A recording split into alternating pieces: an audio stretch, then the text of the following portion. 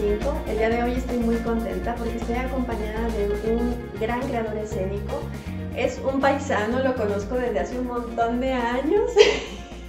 Muchos años. Soy de León. Pues bueno, me gustaría mucho presentárselos. Él es director, actor, dramaturgo, bailarín, coreógrafo y es el 50% del equipo de Pausa Danza Teatro. Es correcto, muchas gracias y tienes toda la razón. Bueno, sin más, ahora ya no me voy a extender, les quiero presentar al maestro Roberto Mosqueda. Amiga, muchas gracias por recibirnos aquí en tu espacio. Saludos a toda la banda que nos está escuchando. Y muchas gracias por de verdad invitarme a ser parte de este proyecto tan bonito que tienes. Muchas gracias. No, te agradezco muchísimo, Roberto, que te hayas dado este espacio para compartir. Para mí, mira, te voy a ser muy franca, para mí es bien especial porque me haces tener una memoria de muchos años en donde hemos discurrido, hemos aprendido, hemos trabajado, hemos aprendido y hemos peleado en el escenario, hemos tomado ahora sí que las armas y hemos establecido aguerridamente nuestro trabajo creativo. Uh-huh. Hay una pregunta con la que nos gusta mucho iniciar y que me parece sumamente importante para poder conocer y reconocer a la persona con la que estamos compartiendo y conviviendo. ¿Quién es Roberto Mosqueda? Ay, Dios mío. Empezamos con las preguntas difíciles. ¿Quién es Roberto Mosqueda? Mira, creo que estaba platicando con Viri que el año pasado, el 2023, particularmente fue un año de mucha resistencia. Y creo que en este año me reformulé esta pregunta. Estoy en el proceso de encontrar la respuesta, aunque creo que todavía no la tengo porque estoy cambiando muchos sistemas de creencias. En mi semblanza curricular dice que soy creador escénico, que me considero tal, actor, que es mi primera disciplina artística, por así decirlo. Bueno, las clases de pintura en realidad fueron las primeras. Bailarín, que es algo que me cuesta muchísimo asumirme, o sea, me cuesta, de hecho, a la fecha que me dicen, es que es bailarín, y yo como que... Y Paulina, mi compañera de la pausa, siempre me dice, ya, o sea, ya, asúmelo, pero es una cuestión muy rara que igual ahondamos en ello. También soy director, que también ahí sí me siento, pero no me siento. Guionista, escritor, que es algo que me he desempeñado. Entonces, eso es lo que dice en la semblanza. Soy licenciado en estudios humanísticos y sociales por la Universidad de Monterrey. Uh-huh. Ese es como quien técnicamente te puedo decir quién soy, pero justo el año pasado me enseñó que uno no es solamente esas cosas, que esas son unas etiquetas que nos ponemos, y entonces creo que ahorita estoy en el proceso de descubrir quién soy. Soy una persona que ahorita, hoy por hoy, busca tener comida en la mesa, un techo para resguardarme, poder pagar una renta y estar tranquilo. Creo que eso es lo que soy ahora, una persona que está buscando la tranquilidad, que está buscando reconfigurar un sistema de creencias para poder encontrar esa tranquilidad y poder compartir esa tranquilidad con las personas que me rodean. Creo que ese es un poquito quién soy ahora, una persona que está derrumbando muchas expectativas, porque bueno, pues en esta cosa del arte uno siempre quiere ser el coreógrafo reconocido o el actor de la serie, y descubrí que necesito como quemar o incendiar un poquito esas expectativas para buscar las cosas importantes. Soy una persona que disfruta mucho estar en su pueblo originario, en León, Guanajuato, como dijo Viri. Si bien no sé si regresaría a vivir, que me lo cuestiono, sí sé que siempre quiero regresar. Soy leonés, ahora lo digo, porque luego uno viene aquí a la Ciudad de México y de que, ¡ay, el de provincia! ¡Ay, el ranchero! Y no... La norteña. Los norteños.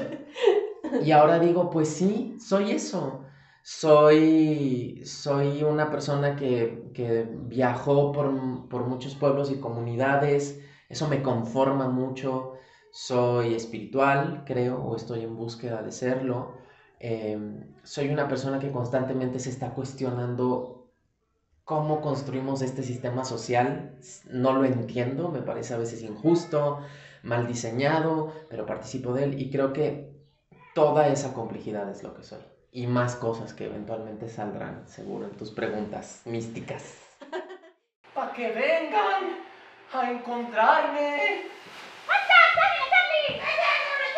¡Hashtag salven a Charlie! ¡Hashtag salven al Charlie!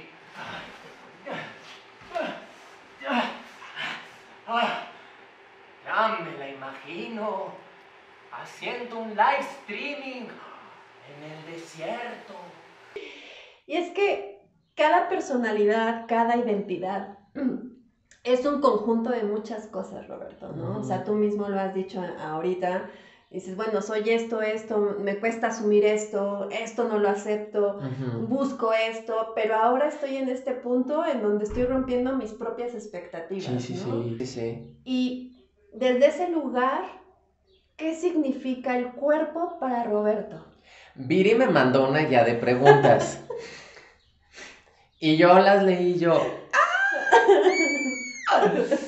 Y esa pregunta me dejó pensando un buen, ¿sabes? Porque creo que no tengo, yo veo que mucha gente, digo, no me comparo, solamente veo también, no soy muy observador, eso sí, soy súper observador, me gusta estar observando espacios físicos, a las personas, y entonces yo puedo percibir que hay mucha gente que se dedica a las artes que ya tienen una filosofía como muy depurada del cuerpo, ¿no?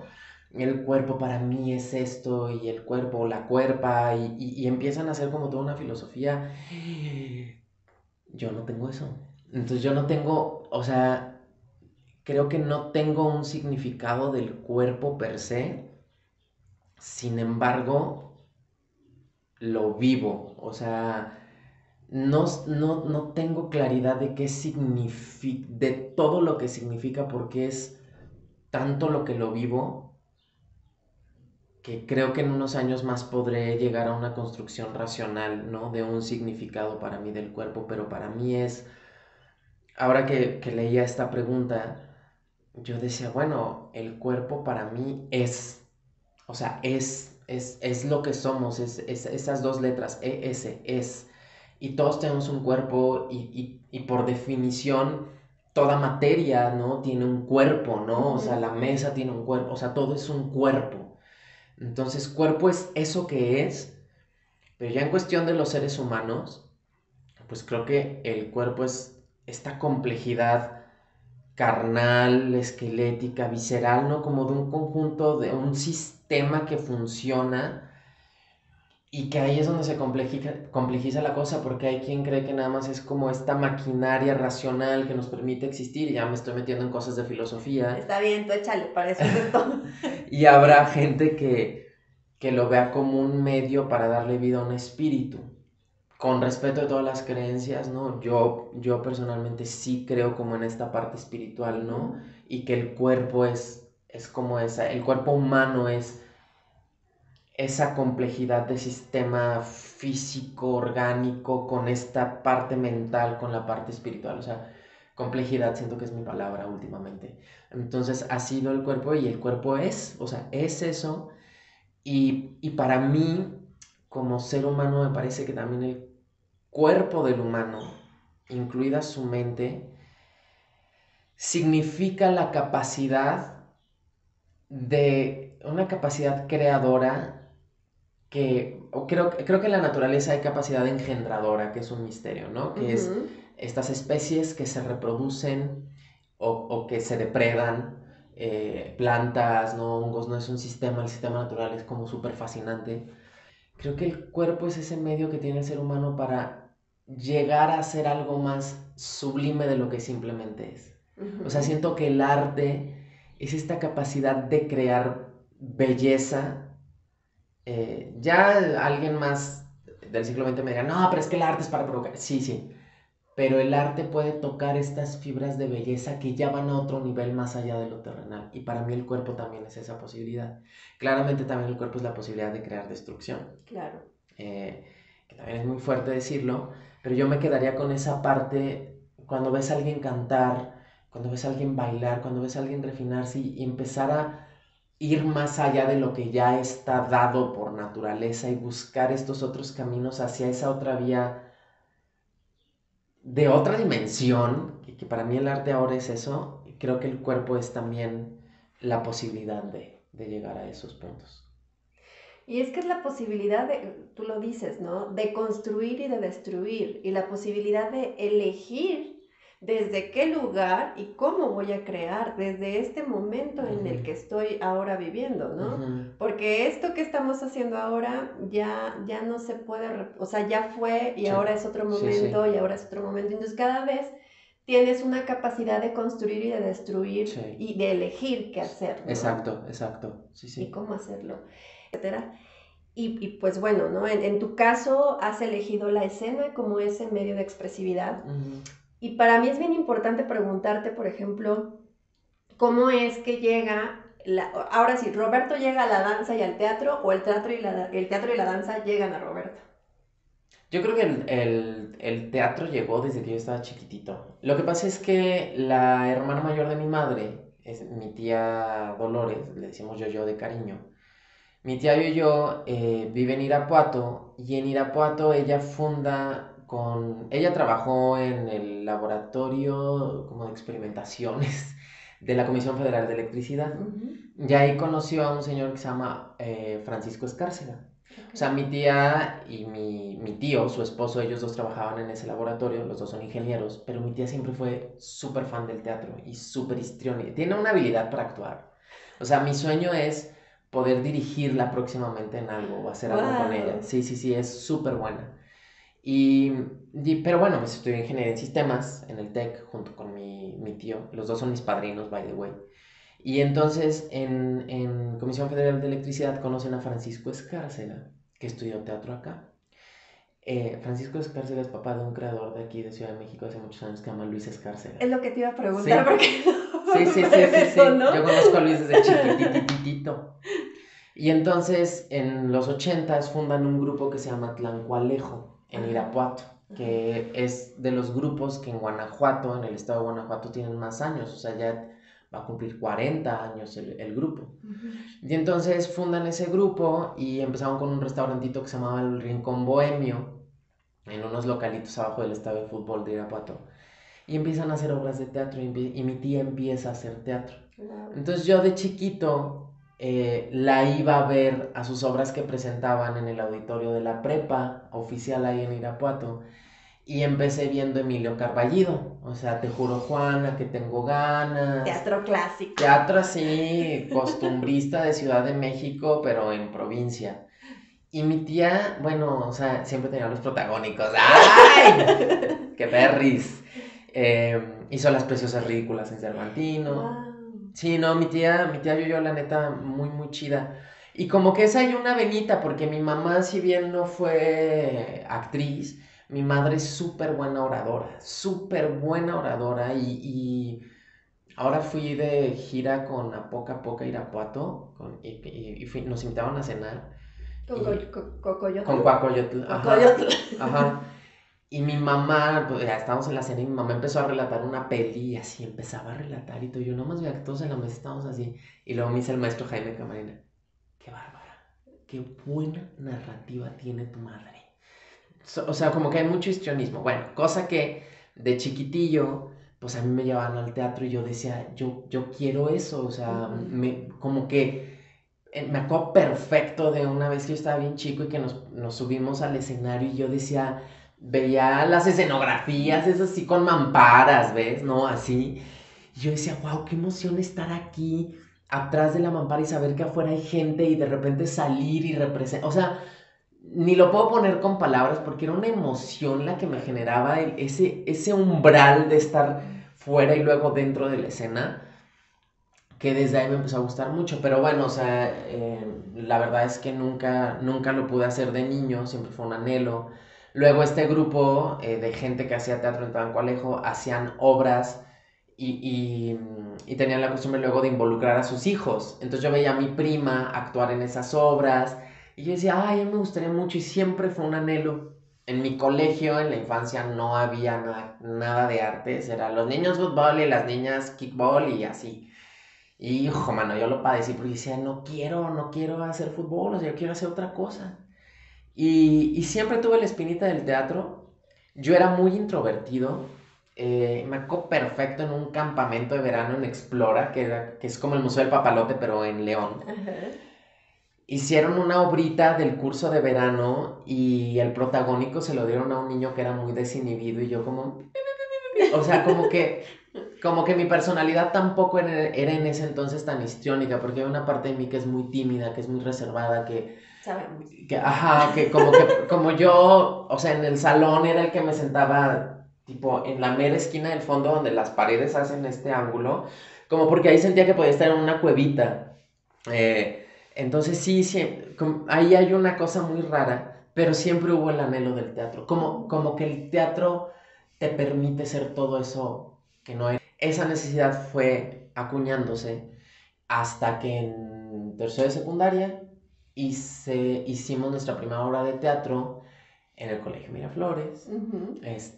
Y en ese entonces había un maestro de natación que era de Luna Negra, que seguramente tú conoces, Panchito Márquez. Sí, sí lo conozco. Hola, Panchito. Hola, Panchito. Era maestro de natación, pero supimos que hacía teatro, entonces varios amigos ahí nos reunimos y ya pedimos como que las clases de teatro y demás.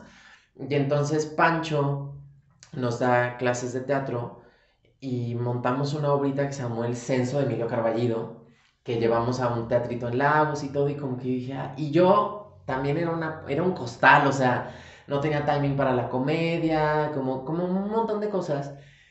Pero también ahí lo interesante fue que Pancho traía como esta exploración que en Luna Negra empezaron a hacer en este grupo independiente de León, Guanajuato. Y era una exploración muy atravesada como por preceptos de Eugenio Barba, del Odin Teatro, como de las acciones físicas, medio grotowskiano, ¿no? Como que ellos también estaban buscándole por ahí. Tomaron en algún momento una residencia con Yuyashkani en Perú, ¿no? Que también son muy físicos y como con mucho involucramiento del cuerpo. Y Pancho pues un poco como que lo que él experimentaba o exploraba en sus ensayos, pues un poco nos lo traducía a nosotros. Y ahí empezó esta cosa de hacer las partituras corporales. Y entonces como que ahí empecé. By the way, yo conocí las partituras corporales por Rita Carrasco. Que también era de ese grupo. Saludos, Rita, que ahora está en España. Hicimos el censo. En ese entonces estaba también fuimos compañeros de secundaria Gina Álvarez y yo, ya, y pues ella también es creadora, y después todos los que éramos de ese grupo se fueron al TEC de Monterrey y me quedé yo solo en el Colegio Miraflores. Y entonces en el quedarme solo, pues Pancho dijo, pues me quedé, o sea, porque pasaron a prepa y se cambiaron y y yo me quedé ahí, no sé por qué, por miedo al cambio, que es algo que estoy trabajando ahora en mi vida. Y entonces Pancho me propone hacer un monólogo. Y entonces en ese entonces, en primero de prepa, yo con 16 años, me aventé sobre el daño que hace el tabaco de Anton Chekhov. Wow.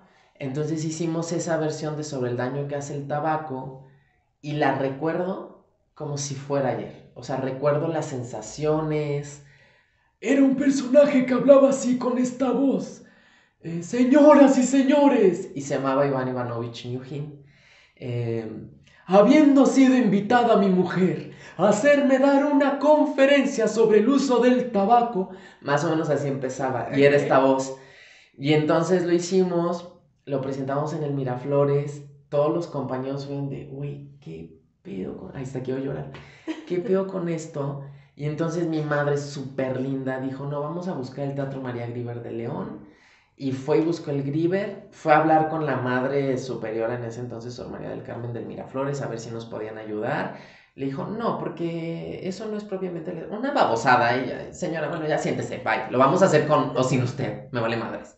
No me importa. No me importa. Y mi mamá me ayudó a conseguir el Teatro María Grieber y se puso a vender boletos y todo. Wow. Y llenamos el Grieber. ¡Wow! Y me acuerdo perfecto. Fue la primera vez que yo vi la gente pararse. O sea, obviamente no porque haya sido el gran actor, pero han de haber dicho, este chavito de 16 años que hizo este show y todo. Y ese fue mi primer monólogo. Y siento que de ahí, como que algo se selló. Y a partir de allí, mi carrera ha sido mucho de unipersonales. Y para allá vamos después. Y para allá vamos después. O sea que usted no es regiomontana. Ay, no, yo soy chilanga. Lo que pasa es que mis papás me trajeron a vivir aquí desde morrita. Pero la verdad es que me costó mucho trabajo. Porque aquí todos odian a los chilangos. Super historia. Ajá. Esa es la historia detrás del mito. La historia detrás del mito. Vamos a hacer una pausa, vamos a regresar. Les recuerdo que estamos en esta ruta creativa de T-Intervalo 5 con Roberto Mosqueda. Así que vamos y regresamos.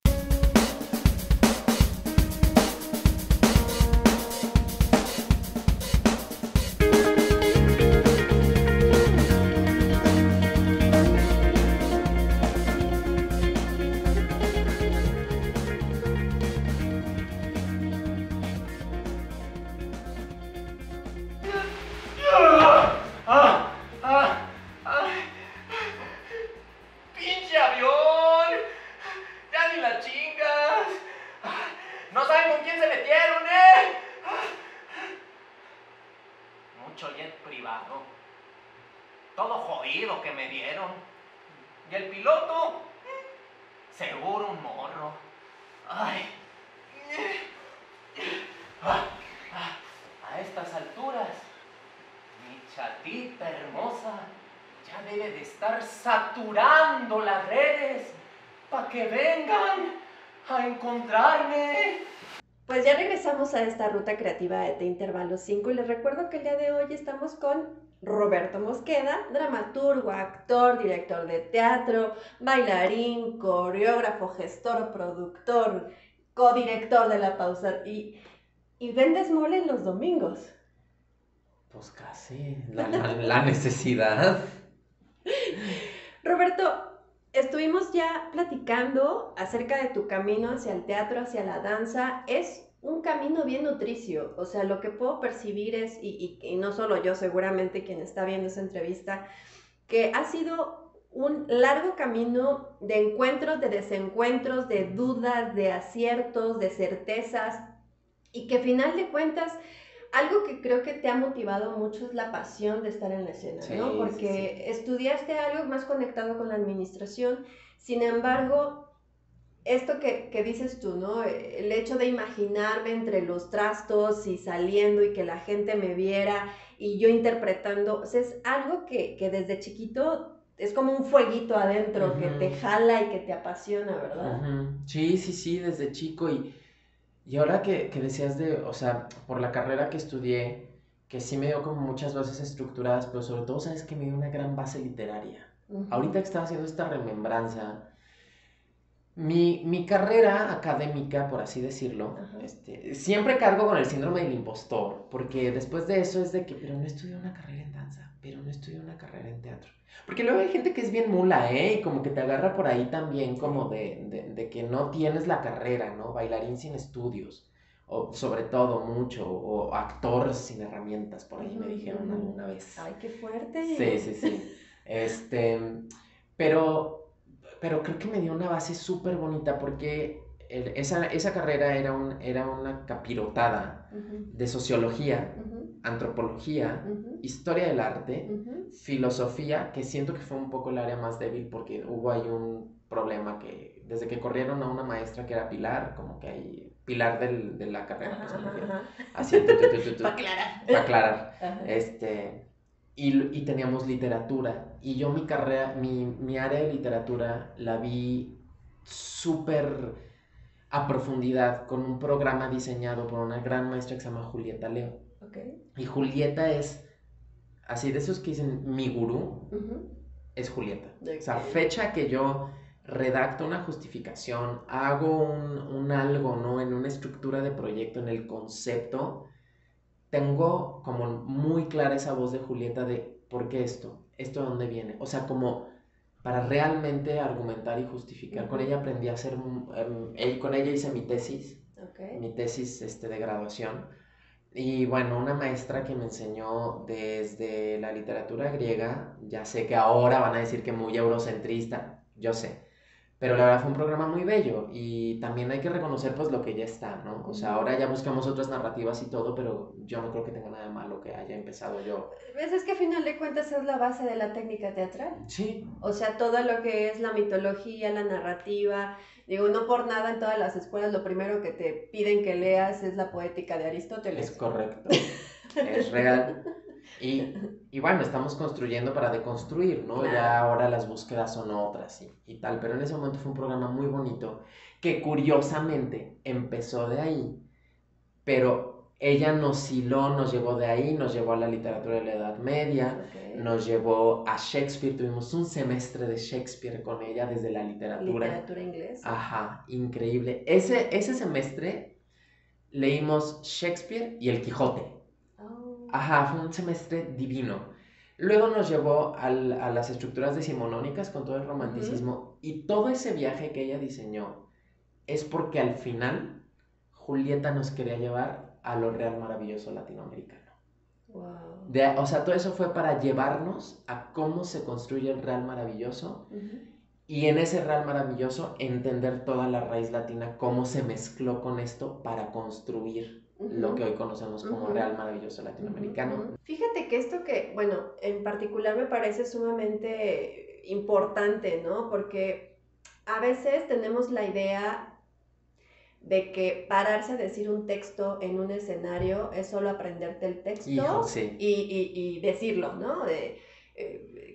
Sí, mucho en la danza, he de decir. ajá. Mucho en la danza. Entonces, todo este back, ¿no? Todo este back de poder entender de dónde viene, cómo se construye, quiénes Ajá. fueron los iniciadores, el por qué, para qué y el cómo, cuándo y dónde, creo que te permite tener una idea de que cuando te paras en la escena y dices el texto, hay como una certeza, hay todo un entendimiento del detrás de, Sí, sí, ¿sabes? es correcto. Y hay una mayor contundencia al emitir el texto, Es cierto. al decirlo. Hay una mayor credibilidad, corporal a nivel mental, a nivel emocional, del por qué y para qué decir ese texto, porque tiene toda esta carga. Sí. Y a veces creo que esa es un poco la distorsión que de repente todavía da el teatro, ¿no? Sí.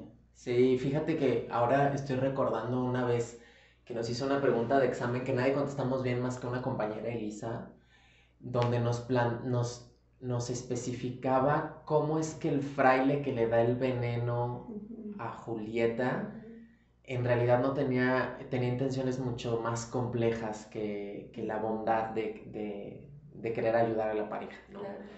Y entonces, ¿pero por qué? Es que en esta línea dice esto. Entonces, si bien nunca llevé análisis de texto teatral en una carrera de actuación, la carrera con Julieta nos enseñó a escudriñar en el texto. Claro, total. Y entonces eso es muy base para cuando haces un trabajo de subtexto de personaje. Claro. Entonces, sí, y ahí fue como que eso me complementó un montón.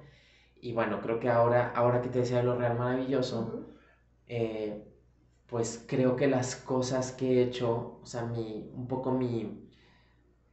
podría decir como que mi poética, que también es la poética de la pausa, creamos estos universos ficticios, estas ficciones con características real maravillosas. Siempre cada autor, director, coreógrafo, hay como una reiteración, una búsqueda como muy particular, no solamente de qué hacer a nivel de lo técnico, sino también una cuestión de temas, ¿no? Como de búsquedas muy específicas, de dudas, de cuestiones quizás muy existenciales, ¿no? Que pues finalmente es lo que nutre parte de lo que es el hacer escénico, en donde hay como una reiteración y todo el tiempo encuentras algo, pero sigues hurgando sobre la misma línea. ¿Cuáles podrían ser como los temas o las reiteraciones o las búsquedas como muy particulares que tiene Roberto desde la creación? Uy, mira, yo me he dado cuenta, y que lo comparto con la pausa, creo que todas las creaciones que hacemos comparten un cuestionamiento sobre la realidad que vivimos. O sea, eso es un fijo, no, así sea un divertimento, así sea una obra más profunda, así sea ciencia ficción como es Rebelión, así sea algo más realismo mágico como como Flores para los Muertos, así sea Recuerdos del Futuro, que es este dueto que tenemos, Paulina y yo. Ok. Todo tiene la intención de generar una pregunta. Esto en algún momento, cuando yo tuve el proyecto de la Belga Collective en León con Prisca Vargas, nos decíamos también mucho eso. No vamos a dar respuestas, porque ¿quién es uno para dar respuestas? Exacto. Vamos a compartir preguntas. Y ante eso, yo creo mucho en el poder de la pregunta. O sea, yo lejos de decir, ¿es esto? Que a veces podría ser muy predicador, discúlpenme. En realidad es compartir preguntas. Todo el tiempo me pregunto, ¿por qué hacemos esto? ¿Por qué esto? Y ahí se mezclan un montón de cosas entre mi formación en sociología, entre que trabajé como documentalista para TV4, la televisora del estado de Guanajuato. Me interesa mucho detonar preguntas, o sea, Claro. que nos preguntemos, que no demos las cosas por sentado y decir, bueno, ¿y si? ¿Y si sí? ¿Y si no? Ahora en esta época y lo tengo que decir, en esta época de diversidad y de muchas voces, hasta en la disidencia y la diversidad pareciera que está prohibido hacer preguntas. Es algo que a veces me pregunto o que a veces me estoy cuestionando y que creo que tiene que ver que estamos en la idea del discurso, ¿no? Sí, sí, sí. O sea, las redes sociales nos han permitido como que abrir a la libre opción y pensaba en esto que dices, el y sí. Ajá. Es una gran puerta de posibilidades. Es totalmente, ¿no? sí, Y sí, entonces sí. Dentro de esta puerta de posibilidades, las redes sociales nos han permitido podernos exponernos desde nuestros puntos de vista, pero eso también ha hecho que dentro de esta época o esta era del discurso, Sí. cada quien, no quiero generalizar, pero cada quien piensa que tiene la razón. Es correcto. ¡Grabando! ¡Pinche Charlie! ¡Cabrón! ¡Ay, es que cómo pudo hacerme esto! ¡El recabrón! Ay, perdón. Bueno, pues ahí le ponen pip y ya, ¿no? ¿Dónde dicen que va a salir esta peli? ¿No? Es que es como que el status quo Ajá. está acá oprimiéndonos. Y entonces surge la disidencia. Exacto. Que critica, que confronta, rebelión, que se revela ante el status quo. Próximamente en sus teatros. En sus teatros. Y entonces cuando uno está como en nunca lo había ilustrado así, O sea, y uno está por acá y cuestiona y le dice a este discurso, Ajá. oye, pero ¿y si? ¡No!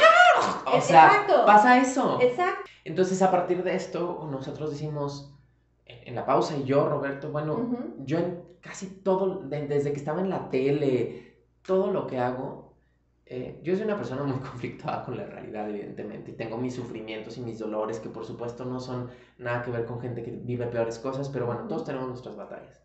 Entonces, casi siempre los procesos que tengo, me gusta cuestionar estas realidades, ¿no? Me gusta cuestionar cosas, hacer preguntas.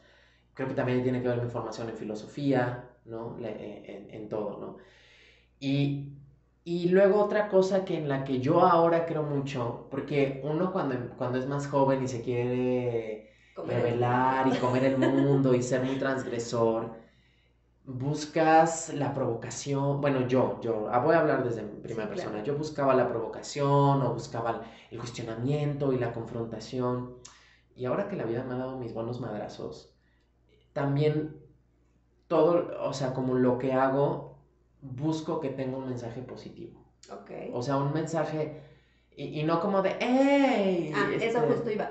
Es un mensaje positivo, pero que no va a la propaganda. Sí, no, o a ese optimismo comercial. ¿Cómo le llaman? Optimismo tóxico, una cosa así. Sí, una cosa así. No, nada que ver, solamente decir un apapacho. O sea, esa es la palabra que usamos, ¿no? Es un abrazo al alma. Ajá, creemos en eso. Okay. Esas son dos cosas.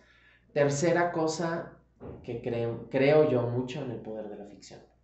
De pronto, en este cuestionamiento de las estructuras que nos han llegado desde otra parte, pues como toda esta búsqueda, sí, o sea, como por quitarnos la colonización y demás, y las estructuras que nos llegaron y tal, muchas veces como que vemos a la ficción como si fuera he escuchado, bueno, yo, como si la ficción no fuera lo suficientemente contundente para hablar de las trágicas realidades que tenemos hoy en día. Como, ¿para qué vamos a ver ficciones si se necesita hablar de estas realidades que son tan duras, ¿no? Lo cual coincido completamente, o sea, coincido completamente que en un país que tiene tantas muertes, que tiene tantos desaparecidos, pues a veces te preguntas, ¿para qué voy a contar un cuento de hadas en este, o sea, qué? Sin embargo, al final del día, yo creo mucho en el poder de la ficción. O sea, yo creo, porque siempre buscamos las ficciones. O sea, y si esas ficciones ya no están, o sea, no las queremos poner en el teatro, esas ficciones están en el streaming. La gente, la raza, la banda, vamos a buscar ficciones, nos contamos historias desde Unga Bunga, que estábamos en el fuego contándonos, nos contamos historias porque yo creo que a nosotros los seres humanos, volviendo a este tema del cuerpo y la persona, nosotros los seres humanos nos gusta vernos en este espejo. Y ahí yo siempre como que me agarro de una frase de Hamlet, en el acto tercero de Hamlet, cuando Hamlet lleva a los comediantes a representar ante Claudio un drama que es similar al que el rey Claudio Gertrudis vivieron con el papá de Hamlet. Hamlet dice que él hace eso porque el teatro es un espejo de la naturaleza. Y como tal, este espejo le muestra nos muestra nuestras virtudes y nuestros vicios. Entonces, yo por eso creo en el poder de la ficción, porque siento que es una manera de ver este espejo desde otro punto de vista, desde un punto que dices, no tiene nada que ver conmigo, pero a la mera hora el reflejo tiene todo que ver contigo. Y vernos en este espejo nos permite, oye, acicalarnos, reflexionarnos, decir, ya me salió esto, arreglarme, no arreglarme, ¿no? Entonces yo creo que la tercera característica, porque eran preguntas, el cuestionamiento de la realidad y las ficciones.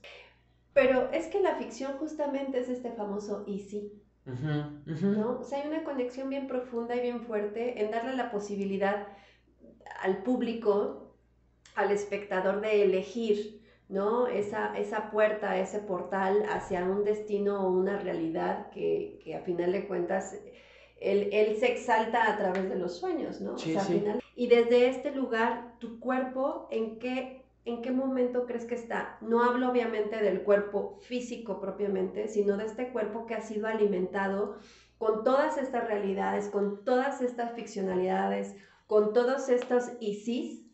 ¿En qué momento está Roberto? Uy. Buena pregunta. Comerciales. Comercial, no cortamos. Volvemos. Creo que está en un momento en el que está. Mira, yo ahora me siento en un momento muy bonito, por ejemplo, como actor. Una vez, Gema Quirós, directora leonesa con quien yo gustoso volvería a trabajar siempre, una gran directora. Gema, trabajé con ella en 2018, te estoy hablando que esto fue hace 5 años, cuando yo estaba entrando en mis 30. O sea, acababa de entrar a los 30. Y entonces Gema me decía, porque hicimos una obra de teatro escolar en la que yo hacía como 10 personajes que entraban y salían. Era un japonés, era un militar cubano, era un rancherito, era un presidente. O sea, yo, bueno, fui el más feliz en esa puesta en escena, ¿no? En loco, ¿no? De fragmentado. Y Gemma me decía, es que, o sea, como que le gustaba mucho mi trabajo, pero en algún momento me dijo, pero yo siento que tu momento va a llegar cuando tengas 40, tu madurez. Y yo... Y sí, la verdad es que ahorita me siento como en un momento en el que me estoy acercando interpretativamente a rincones más profundos. Supongo, yo creo que hay gente que es dotada por naturaleza, ¿no? Como Meryl Streep, ¿no? Que yo creo que ella ya nació con otra configuración cerebral. Pero sí ahora creo que la vida me ha dado muchísimas más tablas para interpretar a los personajes, para encontrar sus claroscuros, para no hacer los planos, ¿no? De que el bueno bueno o el malo malo, sino encontrar como todas estas profundidades. Entonces como que siento que a nivel intérprete, por ejemplo a cámara, me estoy empezando a sentir muy bien, y en general como que he detectado que el comentario, igual habrá gente que tenga sus puntos de vista diferentes, pero sí como que a nivel interpretativo ya estoy llegando, o sea, siento que estoy tocando, como que rozando una especie de madurez, ¿no? Que nunca se termina de asir, pero sí ahí me siento un poco a nivel interpretativo, de creación de un personaje, de cómo decir un texto, de cómo manejar las sutilezas, de cómo sentir al público. Ahí me siento un poco, este, a nivel físico, o sea, ya como embonándolo con la parte física, es muy chistoso porque desde que me vine a Ciudad de México, y sobre todo, y ahí sí lo tengo que decir, desde que trabajo con Paulina, siento que mi rango, o sea, sí siento que aunque soy más grande y me queda clarísimo que el cuerpo va envejeciendo, porque es la realidad. Claro. Lo siento en mis piernas, lo siento en mi espalda, ¿no? Me queda también muy claro que sobre todo estos 2 últimos años he logrado hacer cosas que ni en mis 20 me hubiera imaginado hacer. Cosas tan tontas como un facial, o sea, como así que era facial, con mis limitaciones, porque yo tengo una espalda bastante limitada. Pero siento que me he animado a hacerlo, claro, y que lo estoy haciendo. Entonces me siento como que muy bien. A pesar del avance de los años, me siento como en un rango de movimiento, me siento más explosivo, más potente, más profundo, y mucho ha sido el trabajo con Paulina, ¿no sabes? O sea, Paulina me ha... Es que es súper física ella, Sí, ¿no? es súper física y tiene un ojo para decir, esto lo estás haciendo chiquito, hace falta más contundencia. O sea, la verdad, ahí Paulina me ha enriquecido indescriptiblemente. Entonces sí, como que ahorita me siento como en ese punto, o sea, yo creo que todo el tiempo somos Dice Eugenio Barba, toma 60 años hacer un hombre y una vez que está listo, solo sirve para morir. Sí. Rebelión. ¿Tú escribiste Rebelión totalmente? Sí, yo la escribí. O sea, la escribí, obviamente tuve asesoría de dramaturgia y dirección y dramaturgia, y una Janet Juárez que, bueno, me puso en jaque. También entendí eso con el tiempo. O sea, yo empecé a trabajar unipersonales porque pues, no encontraba a nadie que trabajaba conmigo, ¿no? Y yo soy un actor que raramente castean en un proyecto por proceso de casting. O sea, no de que te conocí, trabajamos, te invito a chambear, que es diferente y que es igualmente valioso, pero realmente por un proceso de casting abierto, yo he quedado en 2 cosas, ¿no? Una de ellas, la Novena Sinfonía de Raúl Tamés, que pues, Raúl no me topaba de nada y ya aparecí.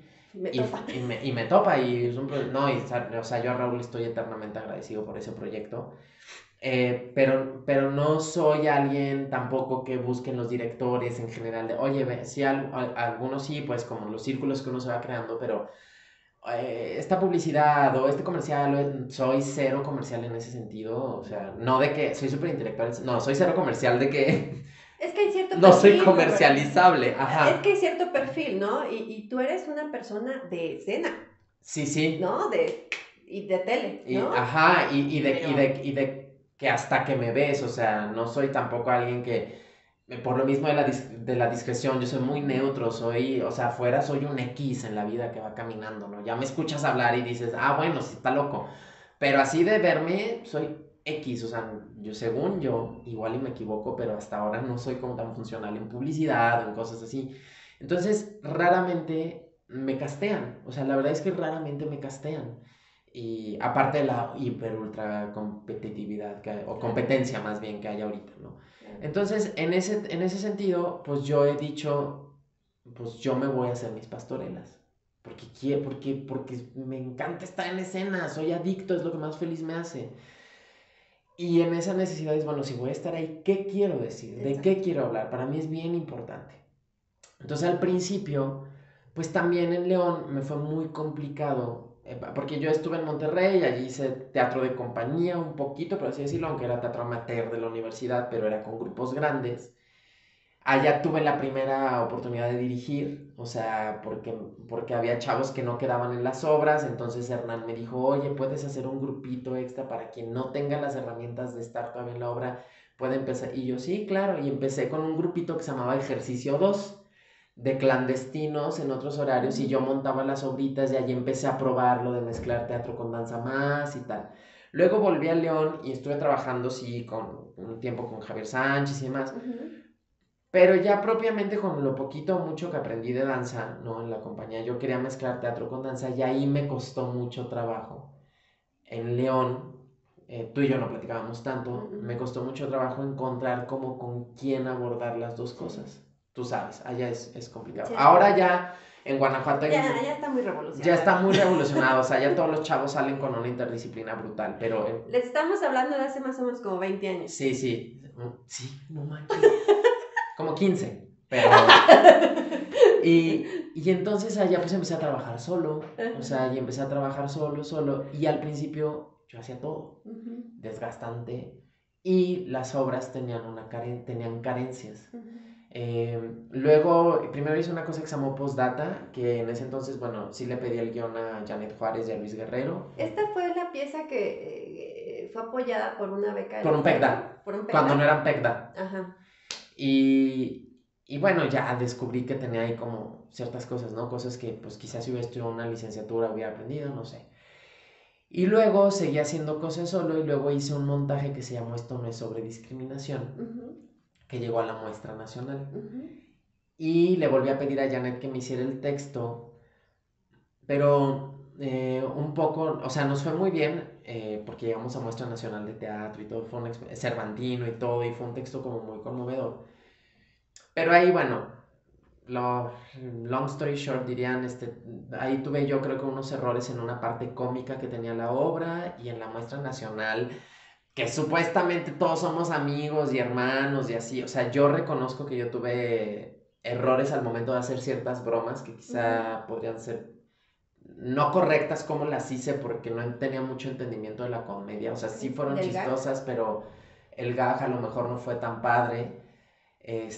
Pero bueno, no, mis queridos teatreros, o sea, en el acto más empático y así compasivo, pues me criticaban, o sea, criticaron mi obra, ni siquiera a mí, porque aparte ni siquiera como que lo vamos a mencionar porque es un desconocido, pero nos tundieron durísimo, y ahí entendí que no podía yo realmente hacer todo, entonces un proceso de pedir una asesoría en dramaturgia, un poco más cercana, de yo querer escribir el texto. El texto de Janet es muy bueno. Yo le tuve unos abordajes ahí que ahora entiendo que se pueden mejorar. Y entonces poco a poco fui como agarrándome y de decir, bueno, el siguiente texto que hice fue Flores para los Muertos, ese lo escribí yo. O sea, como que Postdata, y esto no es sobre discriminación, Postdata fue Luis Guerrero y Janet Juárez, que Luis ahora es Premio Nacional de Dramaturgia, by the way. Okay. Janet ganó ahora Mejor Largometraje en Nuevo León, o sea, son muy chingones los dos. Luego, esto no es sobre discriminación, mi querida Janet lo escribe para mí y yo lo adapto a escena. Digamos que yo le di las premisas, me escribió el texto y luego yo todavía lo terminé de reformular. Y luego con Janet ahora volví a trabajar en un proyecto padrísimo que se llamó Ánimas, aquí en un hostal en Casa Pepe, un hostal chulísimo en el Centro Histórico de Ciudad de México, y Janet como hizo el texto y entonces ahí yo lo terminé de armar. Hemos trabajado muy bien en conjunto, una gran escritora. Y luego, a raíz de esto de la muestra, dije, bueno, a lo mejor yo necesito escribir, o sea, yo necesito escribir, quiero narrarlo yo ahora, quiero probar, quiero aventarme. En este inter yo ya había entrado a trabajar como guionista a la televisora del estado de Guanajuato. Ahí aprendí muchísimo también, porque como alguien de literatura llegué a la televisora y es otro estilo. Es otro estilo. No, yo así de... Y llegamos a la hermosa fuente central de Pénjamo, donde se puede apreciar. Y Joel Falcón, un gran amigo y mi compañero y una gran inspiración y mi maestro, me decía, cabrón, si ya lo estamos viendo en pantalla, ¿para qué lo escribes? Y, claro. Y ahí empecé a aprender un montón más. Sí. Entonces ya luego viene la oportunidad de crear Flores para los Muertos, que dije, me voy a aventar a escribirlo yo. Y ahí nos asesoró Jaime Chabot y nos asesoró Adrián Vázquez en la parte de dirección de escena, ¿no? Y luego viene para Rebelión dije, no quiero hacer otra cosa completamente diferente, o sea, ya esto fue, porque este hombre del que les hablaba en Flores está en un universo de las ánimas, es todo como muy de campo, tiene un sabor muy mexicano, pero no dices Tonacatecutli, ¿no? O sea, es como yo lo viví en las comunidades, con esas expresiones, con toda esa riqueza. Y entonces Rebelión empezó haciendo un estudio sobre las masculinidades y terminó diciendo, no, o sea, volviendo al esquema del status quo y la rebeldía y de aquí discurso. estar, como cuestionando la masculinidad, yo estando aquí de repente como que dije, ¿qué onda? O sea, siento que hay algo aquí en estos cuestionamientos que también está presente acá. Y entonces Rebelión se convirtió en una reflexión sobre el ego humano.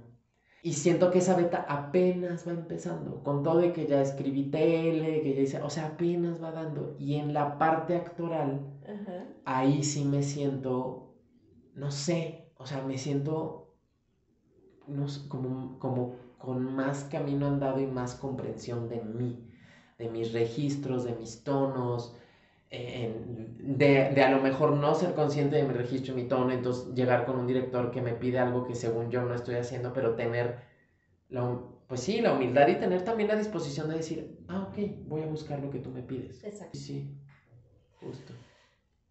Vamos a hacer un corte y regresamos a esta ruta creativa con Roberto Mosqueda. Vamos al último bloque.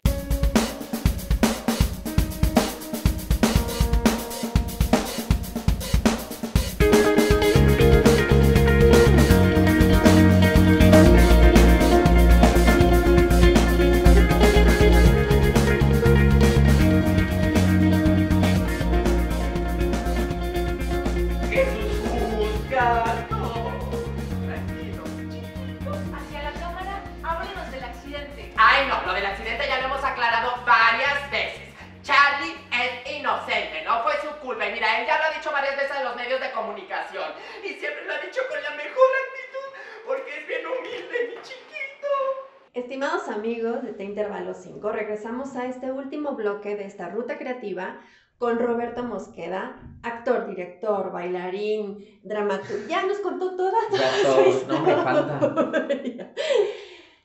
Roberto, hemos transitado, hemos dialogado, hemos desconstruido tu cuerpo, Sí. hemos hecho todo un desmontaje de tu ruta de creación. Sí. Pero a mí me viene una curiosidad, ¿no? Porque justo, ¿no? Hablamos como de la etapa de la vida, del momento en el que se encuentra el cuerpo y a veces también existen estos dudas, preguntas. Si estuviéramos hablando, ¿no? Últimamente se usa mucho este concepto de las líneas de tiempo y los saltos cuánticos. Y pensando en que cada vez que tomamos una decisión, se crea una ruta, se crea como una trayectoria.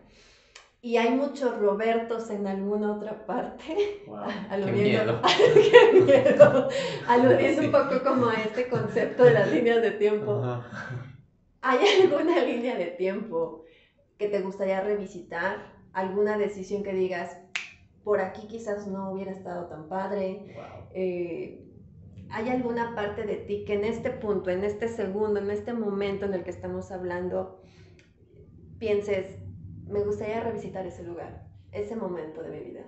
Uy, yo creo que soy la persona más visitadora de los pasados que hay, ¿no? Pero, o sea, siento que como la respuesta tradicional es no cambiaría nada de lo que he hecho. Y sí, bueno, o sea, en el sentido de, ahora este último año que fue como tan duro, leí un libro budista bellísimo, de una monja budista que se llama Pema Chodron. Ese libro me salvó, se llama Abrazar lo inabrazable, lo súper recomiendo. Y se llama Abrazar lo inabrazable porque lejos de cualquier cosa idealizada de la meditación zen, donde no pasa nada, no, es que el demonio está aquí adentro. Claro. ¿Cómo abrazas ese demonio? ¿Cómo le dices, te acepto, ¿no? Y ahí el demonio aminora su rabia y el demonio se controla y se puede convertir en otra cosa, ¿no? Entonces, en ese sentido, sí revisitaría muchas etapas y así acepto mi vida como es ahora, ¿no? Ujú. Acepto mi vida, el transitar de mi vida. Pero sí, esa reflexión la he tenido bastante. Por ejemplo, yo pienso ahora, el año pasado me dije 300 veces, o sea, 365 días y yo 367 veces me dije, ¿por qué no fui ingeniero? Ok. Porque fue un año muy difícil, o sea, fue un año muy complejo bueno, para nosotros en la pausa fue muy retador, muy bonito, muy fructífero, pero también fue muy complejo y también fue muy complejo. Entonces, yo me gradué de la universidad summa cum laude con los máximos honores, Ujú. salí de la preparatoria en los promedios top, o sea, siempre fui muy bueno en la escuela. Y entonces, de pronto me da que veo a mis hermanos. Ujú. Yo soy el mayor de 4 hermanos. Mis hermanos son mis héroes, mis ángeles, igual que mis padres. O sea, mis hermanos han sido... ¿Qué te puedo decir? O sea, mis hermanos han sido una salvación. Ujú. Mis hermanos y un montón de personas. Y, y entonces pues yo veo a mis hermanos, que los tres son ingenieros, ingeniero civil, ingeniero industrial, ingeniero automotriz. Con buenos trabajos, trabajando en Estados Unidos, ganando en dólares, ¿Todos ¿no? varones? Todos varones, somos 4 varones. Y la verdad es que a mí las matemáticas siempre fui muy bueno, o sea, se me daban. Ojo, no era algo que disfrutara. Hay Ujú. gente que le apasionan los números. Ahora, por ejemplo, que he tenido que hacer propuestas y proyectos, sí encuentro una satisfacción en decir, me cuadraron los números y la fórmula que usé, o sea, sí lo disfruto, la verdad. Ajá. Encuentro un goce en que los números cuadren y luego, bueno, si estás haciendo una obra y 5, 6, 7, 8, pero aquí o sea, como contar la música, aunque no sé solfeo ni nada, pero hacerme mis cuentas me da mucho placer. Ok. Eh, pero sí, el año pasado con un proyecto independiente, con todas esas implicaciones, con la precariedad, veía a mis hermanos, ¿no? En situaciones, pues evidentemente económicas mejores. Y veo también amigos que estudiaron contaduría o finanzas y que pues ya cuando vas para el cuarto piso y ves que tus amigos, no porque uno tenga que seguir paradigmas de vida, no. Sin embargo, es natural cuando estás en una situación un poquito más limitada financieramente, Ujú. es natural. Y pues sí, hay que decirlo, hombre, no pasa nada. Y ves a tus amigos o compañeros, esta plática la tuve con una gran amiga, y ves otros compañeros o amigos que ya pues están comprando su casa, bueno, obviamente que tienen familia y todo, yo estoy consciente que no busco, o sea, tener hijos quizá, Ujú. pero sí como en la cuestión patrimonial, Ok, sí. pues es muy duro, o sea, para que el que es freelancer, salvo excepciones muy chidas, o a lo mejor mi proceso de vida que nunca es, ahorita voy a eso, pero pues es duro, o sea, es duro asimilarlo. Cuando estás más chavo, cuando tienes 20, cuando tienes 30 y dices, no, pero vivo la vida y me voy de mochilazo y está padre. Y yo creo que uno puede tener 60 y seguir haciéndolo, ¿eh? O sea, son decisiones y todas son respetables. Sin embargo, a mí, Roberto Mosqueda, sí me empezó a pesar. Que yo veía, wow, pero mis amigos ya se compraron un departamento. eh, no, Roberto, pero es que lo material no, sí importa. O sea, sí saberte que tienes una seguridad social importa, la neta. Entonces, pues los empezaba a ver y eso me empezó a pesar muchísimo. Entonces, el año pasado mi frase fue, ¿por qué no fui ingeniero? Mm. Si era tan bueno, o sea, yo en la universidad era muy bueno. Yo estoy convencido que yo pude haber estudiado alguna carrera, yo pude no haberme metido en la prepa al área de humanidades y meterme a ciencias, y estoy seguro que me hubiera ido muy bien. Porque cuando estaba en prepa, física, álgebra, todo se me daba. Toda esa parte siempre se me dio porque la verdad soy muy aplicado, o sea, para el estudio soy muy aplicado. Sin embargo, sé que si me hubiera metido a eso, quizá hubiera podido hacer alguna modificación muy interna. Eh, pero me está cayendo el 20 ahorita que te digo esto, ¿eh? Pero sé que en el fondo hubiera habido yo siempre hubiera querido ser artista, ¿no? Y te lo va a decir una ingeniera. Claro. Mira, pienso esto. Sí, por qué no fuiste ingeniero? Si hubieras sido ingeniero no tendríamos rebelión. Claro. También, por ejemplo, me cuestionaba mucho, bueno, ¿por qué no tuve los tanates de decirme, quiero ir a la ENAD? Sin apoyo en ese momento, ¿no? De nada. ¿Por qué no me fui a la ENAD? Quizás si me hubiera ido a la ENAD, hubiera salido de la ENAD, yo hubiera estado en Ciudad... Bueno, yo jurando que me iban a aceptar en la ENAD, ¿verdad? O sea, a lo mejor me mandaban por un tubo, o en el CUT, o donde fuera. Ajá. Seguro alguna escuela me hubiera aceptado, yo casi creo, ¿no? En caso de que sí, yo hubiera tenido 4... Yo tengo 3 años ahorita en Ciudad de México. Y como comparo y digo, bueno, si hubiera sido más joven, hubiera salido de la escuela, con el marco de la escuela, después de 4 años en la Ciudad de México, ya me hubiera dado a conocer.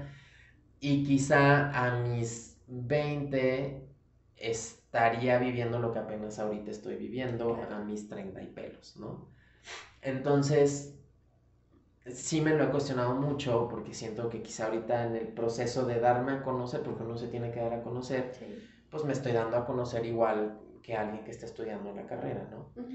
Y son preguntas, digo, bueno, y al final dices, híjole, ¿no? Me caché mucho el año pasado revisitando mucho mi época postuniversitaria. O sea, esa época en la que tú y yo nos empezamos a ver, porque yo estudié en Monterrey del 2004 al 2008, me quedé todavía un ratito más hasta el 2009 y volví en 2009 a León, que fue cuando nos empezamos a ver por allá. Y esa época de 2009 a 2012, porque en 2012, no lo platicamos el día de hoy, pero algún día lo platicaremos. 2012 a 2013 me fui a Israel un año a hacer una residencia con la Kibbutz Contemporary Dance Company. Y ahora me he descubierto mucho, el año pasado, como en este ejercicio de nostalgia, me descubrí mucho revisitando de mi 2009 a mi 2012 y de mi 2013 que volví a mi 2018-19. O sea, la época en la que trabajé en la televisora, la época en la que luego coordiné el Centro Cultural Sor Juana Inés de la Cruz en el Instituto Oviedo. Mucho recordaba esta época postuniversitaria donde sientes que tienes todos los caminos por delante, no todas las posibilidades.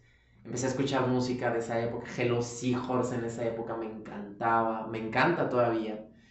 Y luego empecé a recordar mucho también, a revisitar esta época en la que volví de Israel y pues no encontré trabajo de bailarín, de actor, de nada, y ya la necesidad, ¿no? Entonces empecé a trabajar como guionista en la televisión del estado de Guanajuato. Ya hice un programa que la neta marcó mucho en la producción de ese canal, que se llama Así me fue.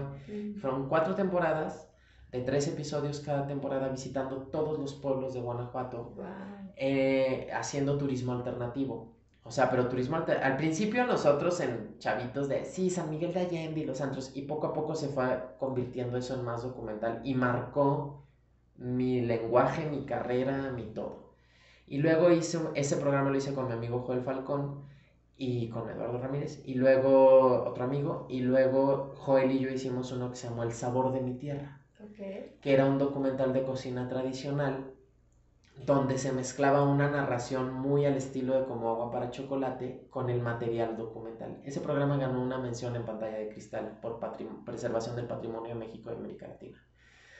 Y eso marca mucho lo que Flores para los Muertos, claro. Marca mucho Rebelión.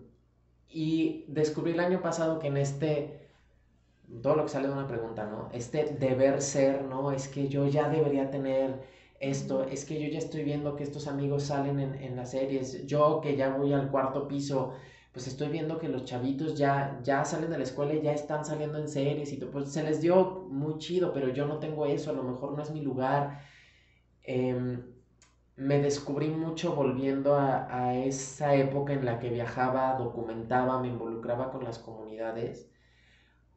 Porque al verme el año pasado como en no estoy logrando lo que debería tener a tal edad, no estoy despuntando, bueno, o sea, lo que me marca que debería despuntar. Lo que socialmente debe ser, no estoy en las obras, ¿no? De tal o cual director que están súper famosos y no estoy en los premios ACTPT, A, C, P, T. No estoy en los metros, nunca he estado en los metros. En las lunas. Ajá, en las lunas, no tengo nada de eso, soy un don nadie, ¿no? Que son preguntas que todos nos hacemos, ¿no? Y que aparte la estructura, la publicidad y todo, pues, y ahora con el acceso a las redes sociales es más, ya es como el agua que se mete adentro de tu casa. Es una carga mucho más fuerte. Sí. Pero, ¿sabes qué? Y esto te lo digo por una idea personal y que lo he vivido, vaya, es una vez que sueltas esa idea, es como si te pusieran unos resortes en las botas. Sí, y ¡pum! Y ¡pum! Pero cañón. Pero tienes que soltar la idea implantada en tu... Está cañón, amiga, cañón, te lo juro, porque el año pasado eso, hijo, mano, lo sentía acá. Y entonces, bueno, en este proceso Paulina fue también, una acompañante y así tremendo, ¿no? Y mucha gente, o sea, mis amigos, también me di cuenta del gran tesoro que tengo, ¿no? Pero sí, como que en toda esta reflexión, pues un poco estando en Ciudad de México, pues yo, quiero ser como este director que está en todo, quiero ser como este actor que está en este proyecto, quiero ser como ellos que están en los... Y te empiezas a olvidar de lo que realmente tienes. Entonces yo creo que inconscientemente mi cerebro dijo, vamos a hacer un ejercicio de nostalgia para que veas lo que tienes. Sí. Y entonces en este revisitar líneas del tiempo, visité mucho la época en la que yo andaba en esos lugares, las experiencias profundas y hasta espirituales que tuve en las grabaciones, en la naturaleza, en la montaña, el constantemente decirme, pues sí, uno ve a esta gente, qué padre, qué bello que estén triunfando y que estén ganando premios y todo. Y también, Roberto, acuérdate, tú te vas a Victoria, al Chorro de Juan, una cascada que me fascina, que inspiró Flores para los Muertos, by the way. Y allá, con la gente allá no saben qué son los ACPT, no saben qué son los metros, no saben qué es tu obra.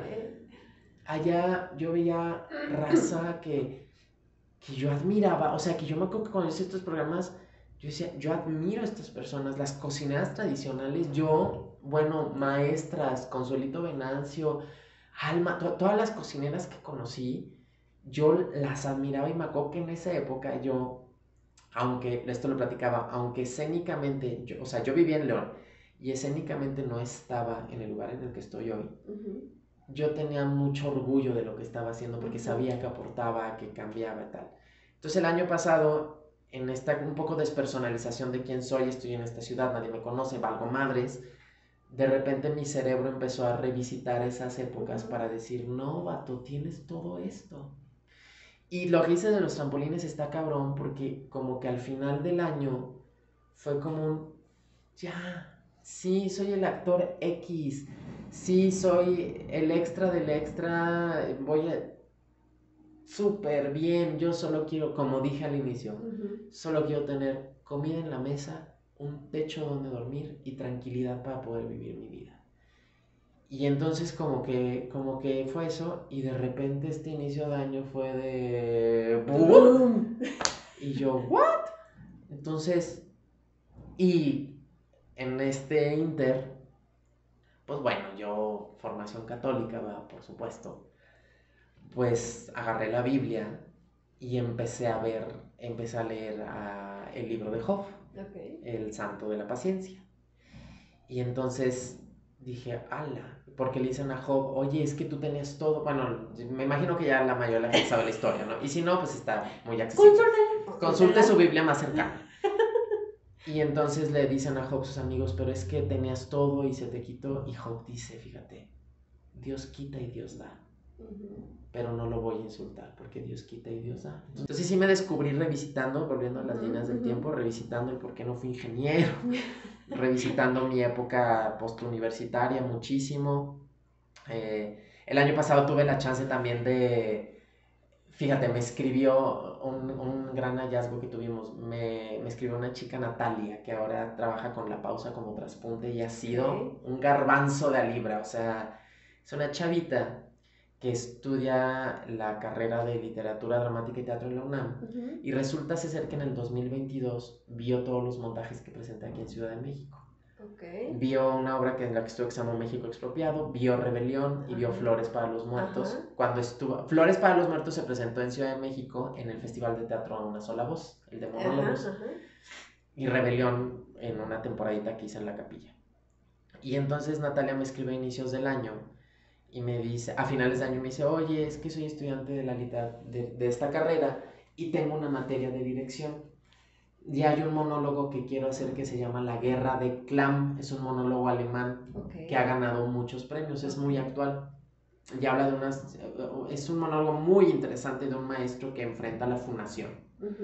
Desde el punto de vista del maestro, obviamente, y toda la devastación a la que lo lleva esta situación. Es ácidamente humorístico, pero muy fuerte. Entonces me lo mandé y yo dije, pues vénganos tú. Sí, le dije, te ayudo, ¿qué necesitas? Pues es que quiero ver si actúas. Total, empecé a trabajar con ella y de ahí le dije, hicimos un intercambio, yo le ayudaba con eso y le dije, pues jálate a las funciones de la pausa, porque siempre necesitamos traspunte. Fue fabuloso descubrimiento, Natalia.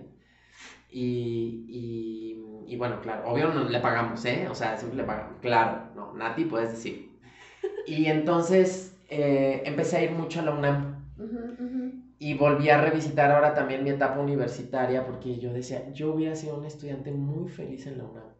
Seguramente hubiera sido un... No, si ahorita ando que la rebeldía... No, hombre, la UNAM... El otro día hablaba con Paulina y le digo, no, hombre, si yo hubiera estado aquí, me dice Paulina, no, hubiera sido insoportable. Cuestionando o sea, todo. No, estarías en todas las marchas cuestionando todo, no hubiera salido. Y le dije, probablemente sí. Pero me sentía tan chido de ir a la universidad, de ver el ambiente estudiantil, de ver... Como esta canción de Mercedes Sosa de Arriba los estudiantes, porque es una canción muy bonita que a mí me inspira mucho. Entonces como que me encuentro revisitando estas épocas. Yo creo que yo revisito todo, amiga. O sea, misma Ciudad de México, de pronto siento que arquitectónicamente León y el centro tienen espacios que se inspiraron de Ciudad de México en los 80s. Ajá. Entonces, yo me cacho a mí mismo en esta ciudad reconociendo espacios, o sea, en espacios que me resultan reconocibles. Ajá. Porque me recuerdan espacios en los que crecí en León y revisito eso también. Y sí, me pasa mucho eso, entonces revisito mucho esas épocas, pero sobre todo revisité mucho estas épocas entre el post-universitario y sobre todo estas épocas en las que yo documentaba, que ya vivía yo sobre el León. Sí, como que un montón de cosas, las revisitaba mucho esas líneas. Y sí, me cuestioné mucho por qué no fui ingeniero o por qué no me vine a Ciudad de México antes. Pero luego dije, pues sí, pero probablemente si me hubiera venido a Ciudad de México antes, algo me dice, no sé, no soy Wanda ni Doctor Strange, pero algo me dice que quizás sí hubiera estudiado la carrera en teatro y probablemente hubiera dejado de hacer teatro. Algo, no sé qué, pero algo me da esa intuición. Y del ingeniero sí estoy seguro que lo hubiera podido, pues hubiera podido hacer lo que hacen muchos hombres homosexuales que se casan y tienen familia, viven una vida heterosexual y procrean y todo, pero en el fondo ahí es como ponerle concreto a una plantita. Y siento que el arbolito, la plantita, siempre va a encontrar la manera de salir. Claro. A veces de manera más violenta y tal, ¿no? Entonces...